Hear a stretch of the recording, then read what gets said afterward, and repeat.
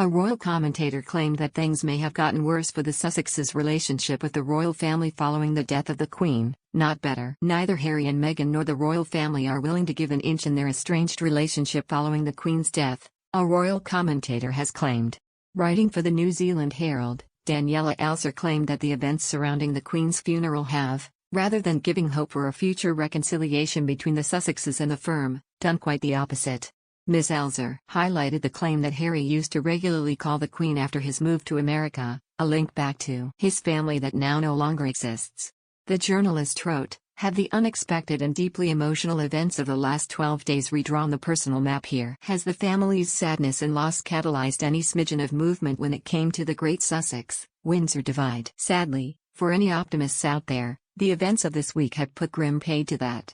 She added, with the palace having lumped Harry and Meghan in the second row during Monday's service at Westminster Abbey and with no indication that Harry might shelve his memoir, no one seems willing to give an inch.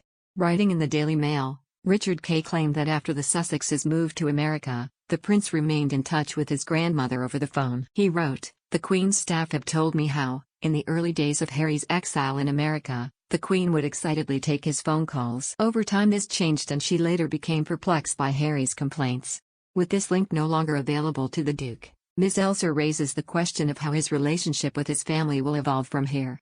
Harry and Meghan were seen reunited with Prince William and Kate, Princess of Wales, as they viewed floral tributes at Windsor Castle after the Queen's death.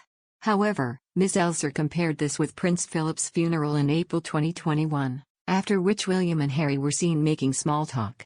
By comparison, cameras watching the so-called Fab Four's reunion failed to capture a single moment of warmth between the brothers. Ms. Elser wrote, "Take the lack of a repeat of the sort of scene we saw in April 2021 after the funeral of Prince Philip when Princes William and Harry staged their own PR pas deux, largely it appeared, for the cameras. Still, they managed to make small talk as they made their way back up the hill from St. George's Chapel to Windsor Castle without descending into hair-pulling and managed to not scowl in one another's company. No matter how genuine or not the moment might have been, the men clearly cared enough to put on a show." Less than 18 months later, for their grandmother's funeral, the lack of any sort of repeat performance would seem to reflect the extent of the disintegration of the brothers' once tight bond. The same holds for Kate and Meghan who, as far as I saw, did not exchange one single, solitary word to one another. Meanwhile, during the funeral itself, the Duke and Duchess of Sussex were often seen separate from the rest of the Windsors. The royal commentator felt that both sides deserved to face criticism for their handling of the relationship.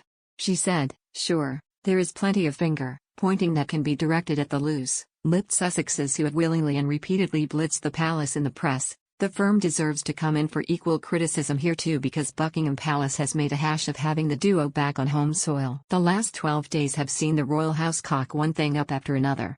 She referenced the apparent flip-flopping over whether Prince Harry could or could not wear his military uniform to the funeral, as well as how late he was told of the Queen's death. There was also confusion over whether Harry was invited to the state reception on Sunday evening.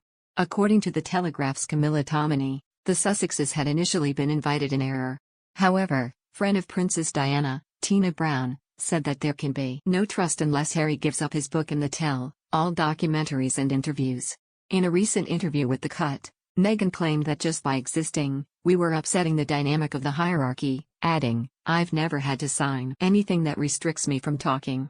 Ms. Elser concluded, "With the Queen's death, we have not only lost a remarkable woman but it is increasingly looking like any chance that there might ever be any sort of happily ever after for the Sussexes and the royal family."